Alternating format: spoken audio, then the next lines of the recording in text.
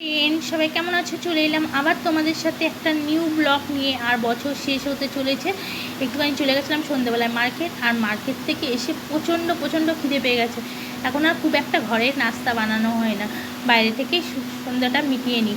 কিন্তু আজকে একটু মনে হলো ঘরে বানাই। এই জন্য দেখো কী কী নিয়ে নিয়েছিলাম। এখানে গাজর, ক্যাপসিকাম আর বটানা, পেঁয়াজ কলি সব কেটে নিয়েছিলাম ছোটো ছোটো, এখনও কাটিং চলছে। আজকে বানাবো একটু ভেজ চাউমিন। এর জন্য কিন্তু দেখো এখন এখানে শসা, বিট সব কিন্তু এখনও চলছে।